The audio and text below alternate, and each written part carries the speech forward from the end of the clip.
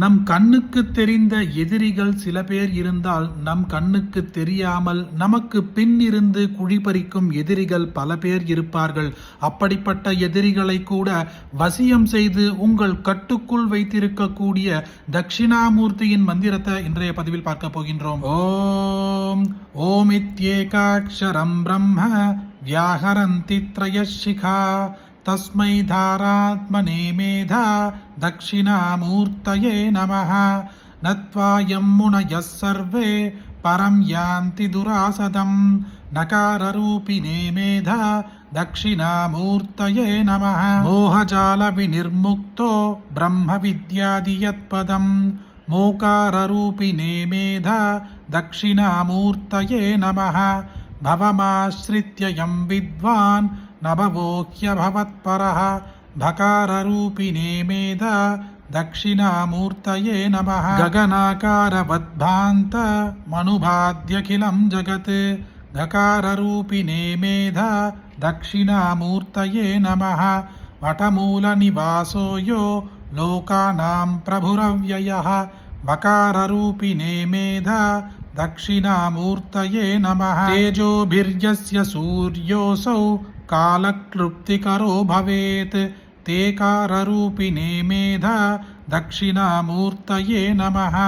दक्षत्रिपुरसंहारे यक्कालविषभञ्जने दकाररूपिणे मेधा दक्षिणामूर्तये नमः. क्षिप्रं भवति वाक्सिद्धिर्यन्नामस्मरणान् नृणां क्षिकाररूपिणे मेधा दक्षिणामूर्तये नमः.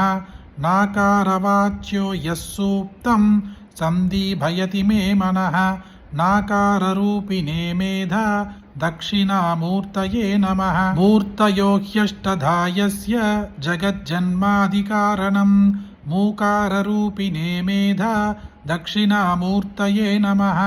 तत्त्वं ब्रह्मासि परम विधि यत्पुरुबोधितः सरेफतात्मने मेधा दक्षिणामूर्तये नमः. येयं विदित्वा ब्रह्माद्य ऋषयो यान्ति निर्वृतिं येकाररूपिणे मेधा दक्षिणामूर्तये नमः. महतां देवमित्याहुर्निगमागमयो शिवः मकाररूपिणे मेधा दक्षिणामूर्तये नमः. सर्वस्य जगतो ह्यन्तर्बहिर्यो व्याप्य संस्थितः ह्यकाररूपिणे मेधा दक्षिणामूर्तये नमः.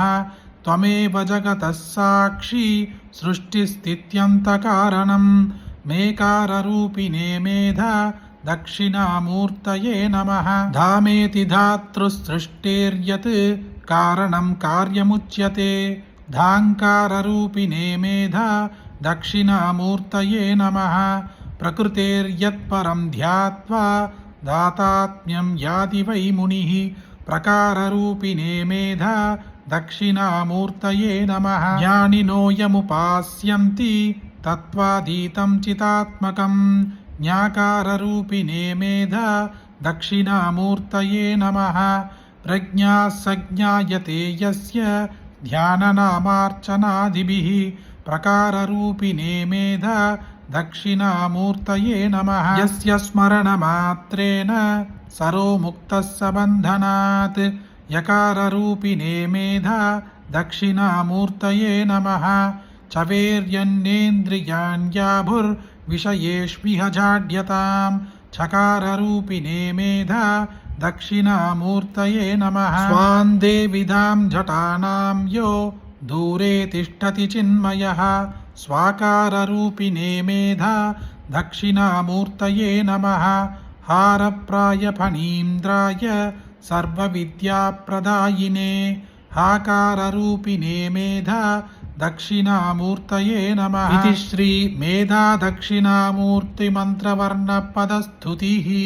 உங்கள் எதிரிகள் எவ்வளவு சக்தி வாய்ந்தவர்களாக இருந்தாலும் எவ்வளவு பெரிய உயர்ந்த பதவியில் இருந்தாலும் கூட உங்கள் கட்டுக்குள் கொண்டு வரவும் வசியம் செய்து வைத்திருக்கவும் இந்த தட்சிணாமூர்த்தியின் மந்திரத்தை ஒரு முறை சொன்னாலோ அல்லது கேட்டாலோ கூட போதும். அப்படிப்பட்ட அதிசக்தி வாய்ந்த இந்த ஸ்தோத்திரத்தை உங்களுக்கு தெரிஞ்ச எல்லாருக்கும் கட்டாயம் பகிருங்க. இந்த வீடியோவை லைக் பண்ணுங்க. நாளைக்கு மற்றொரு பதிவை சந்திப்போம். ஹரி ஓம் மகா பெரியவா போற்றி.